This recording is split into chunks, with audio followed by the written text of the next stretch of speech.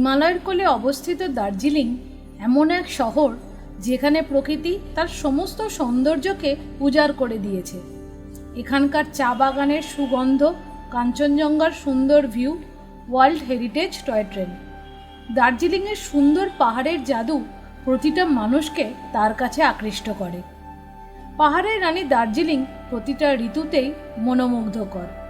তাহলে চলুন আপনি আর আমি একসাথে ঘুরি দার্জিলিং। আমাদের এবারের দার্জিলিং ট্রিপ 1 রাত 2 দিনের।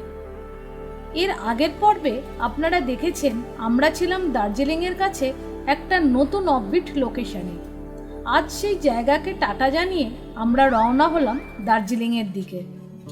যাওয়ার পথে দার্জিলিংয়ের জনপ্রিয় টুরিস্ট স্পটগুলো ঘুরে তারপর পৌঁছাবো দার্জিলিং।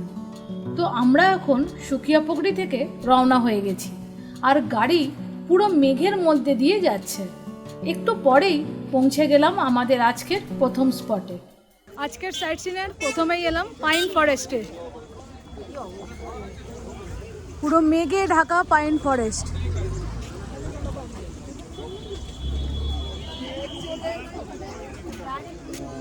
এই হলো পাইন ফরেস্টের টিকিট কাউন্টার। মাথা পিছু 20 টাকা দিয়ে টিকিট কেটে ঢুকে পড়লাম পাইনের বনে। চারপাশে শুধু আকাশ ছোঁয়া উঁচু উঁচু পাইনের গাছ। ঘন মেঘের চাদরে ঢাকা এই পাইন বনের ভিউ এক কথায় অপূর্ব।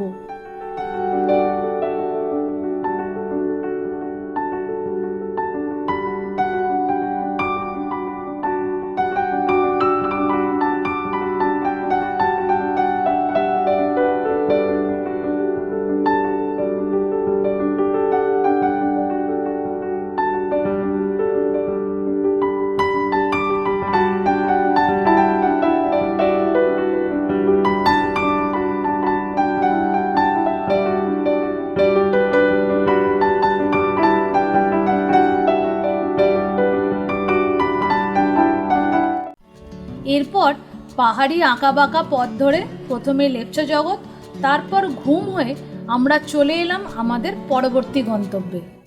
পাইন ফরেস্টের পর এবারে এলাম ঘুম মনেস্ট্রিতে।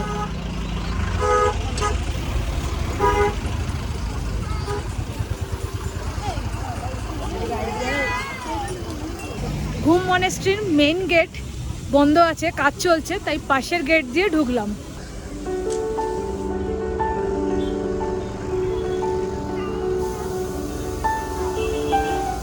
এই মনেস্ট্রির আসল নাম ইগাচোইলিং মনেস্ট্রি হলেও এটি ঘুম মনেস্ট্রি নামেই পরিচিত।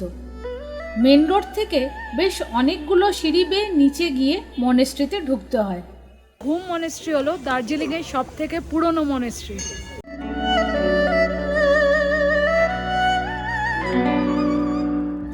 বাইরে জুতো খুলে ঢুকলাম মনেস্ট্রিতে।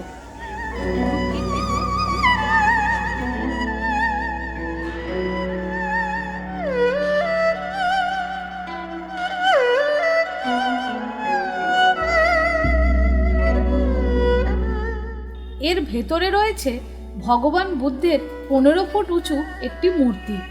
এই মুহূর্তে মনেস্ট্রির ভেতরে রিপেয়ারিংয়ের কাজ চলছে, তাই চারপাশে বাঁশ বাঁধা রয়েছে।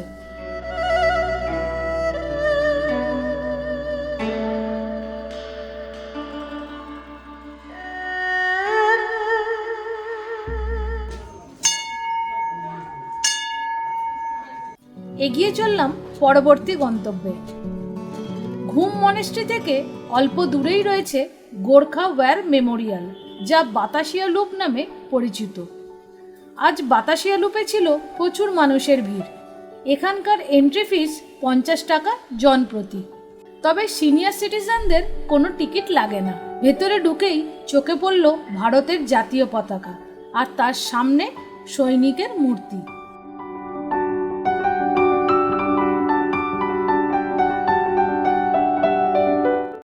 পরিষ্কার দিনে এইখানে দেখা যায় কাঞ্চনজঙ্ঘাকে, আজ সবই মেঘে ঢাকা। এর ভেতরে গোল করে রয়েছে টয় ট্রেনের সরু লাইন, আর ভেতরটা খুব সুন্দর সাজানো। বাতাসিয়া লুপ। এই জায়গাতে প্রচুর বাতাস বয় আর টয় ট্রেন এখানে লুপের মতন গোল হয়ে ঘোরে, তাই এর নাম বাতাসিয়া লুপ। বাতাসিয়া লুপের ভেতরেও রয়েছে গরম কাপড়ের প্রচুর দোকান।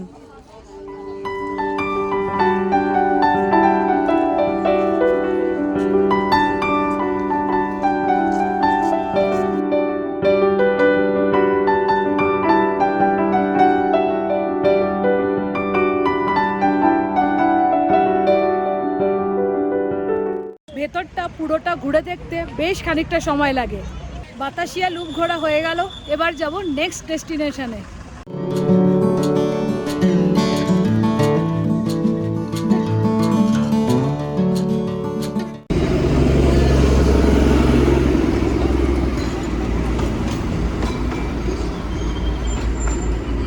পিস প্যাগোডা যাওয়ার পথে রাস্তায় গাড়ির বিশাল জ্যাম, তাই গাড়ি থেকে নেমে এখন হেঁটেই যাচ্ছি।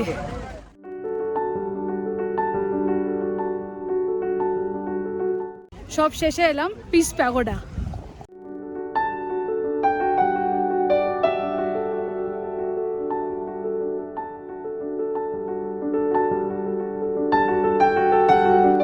এটা জাপানিদের তৈরি।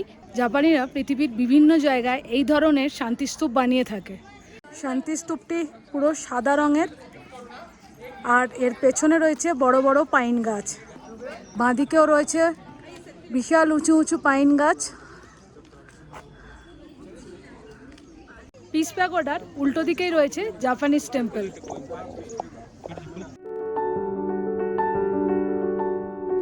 জাপানিজ টেম্পল খোলা থাকে ভোর 4:30 থেকে সন্ধ্যে 7টা পর্যন্ত।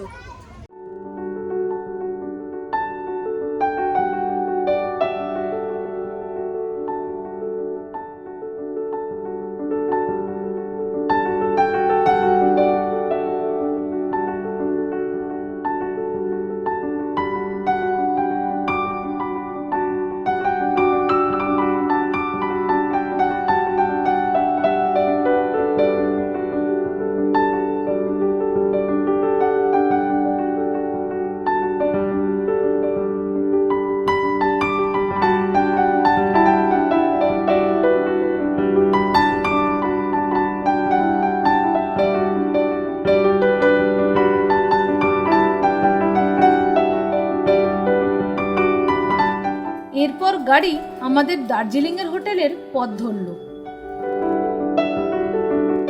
দার্জিলিং হোটেলে এই হলো আমাদের রুম।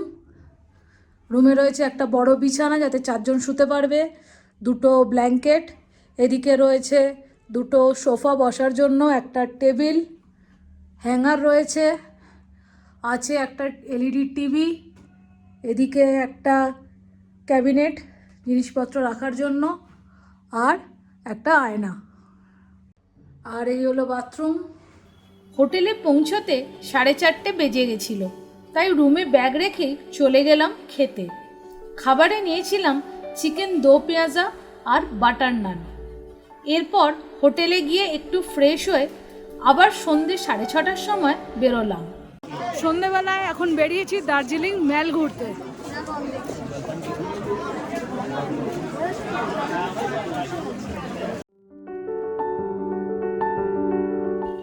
ম্যালে ঢোকার রাস্তায় ছিল প্রচুর মানুষের ভিড়।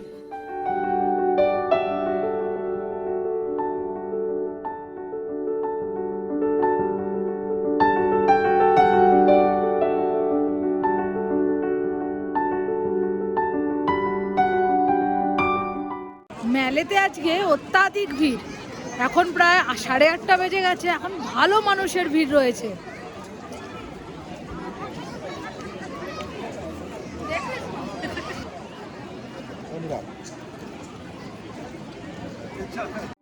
বেশ অনেকক্ষণ ম্যালে সময় কাটানোর পর ধীরে ধীরে ভিড়ের মধ্যে দিয়ে হোটেলে ফেরার পথ ধরলাম।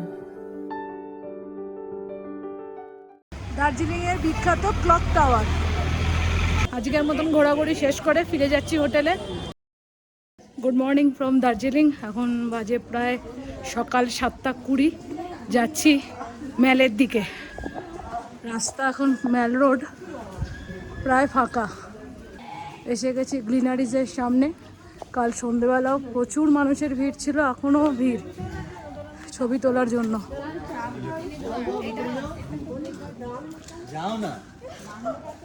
এখন বাজে প্রায় সকাল 7:25। এখনই গ্লিনারিজের সামনে ছবি তোলার জন্য ভালোই ভিড়, তার মধ্যে আমরাও দাঁড়িয়ে আছি। আজকের সকালের চাটা গ্লিনারিজ থেকেই খাবো। যাচ্ছি গ্লিনারিজে।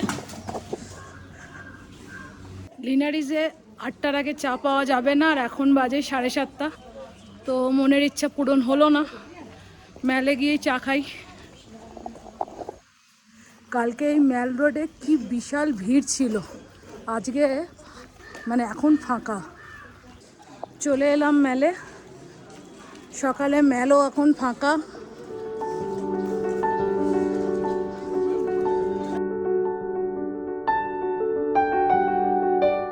গ্লিনারিজে তো চা পেলাম না, তাই ম্যালে এসে নিয়ে নিয়েছি চা।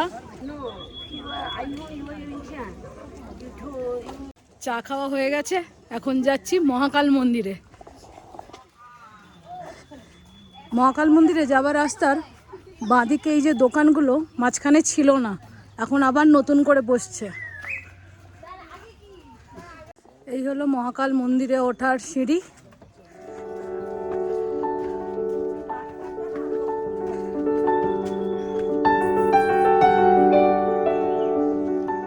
অবস্থা সোজা উঠতে পারে না, আবার উল্টো দিকে হেঁটে উঠছে। মহাকাল মন্দিরে যাওয়ার রাস্তা বেশি নয়, কিন্তু পুরো রাস্তাটাই চড়াই।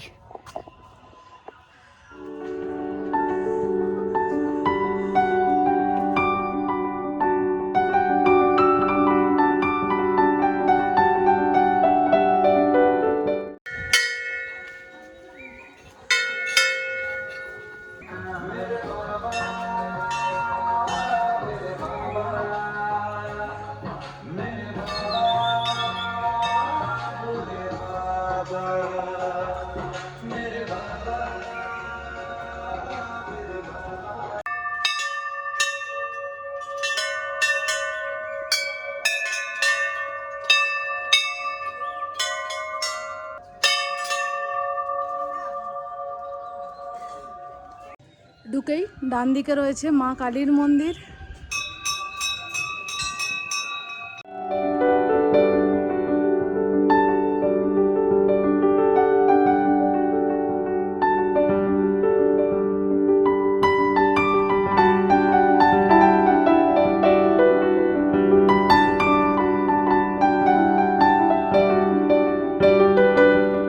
মহাকাল মন্দিরের পাশেই রয়েছে সুন্দর পাইনের ফরেস্ট, আর এখান থেকে দূরের শহরের ভিউ খুব সুন্দর।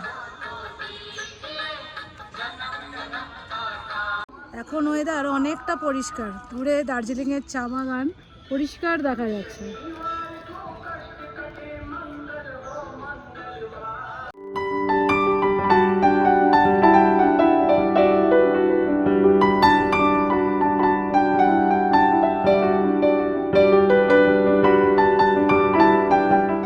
মহাকাল মন্দির ম্যাল ঘুরে এখন ফিরে যাচ্ছি হোটেলে, আর একটু বাদেই আমাদের চেক আউট করতে হবে। এখন বাজে সকাল 11টা। দার্জিলিংকে বিদায় জানানোর সময় এসেই গেল, একই সাথে আমাদের ট্রিপও শেষ হলো। এখন আমরা এনজিপির দিকে রওনা হব। সকাল 11:11 আমরা নিউ জলপাইগুড়ির দিকে রওনা হলাম।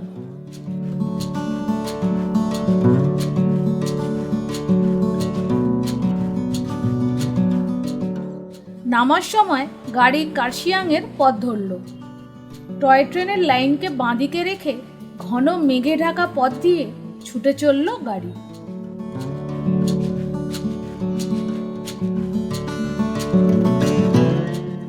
কার্শিয়াংয়ের পর রোহিণী পার করে গাড়ি ক্রমাগত নিচের দিকে নামতে লাগলো।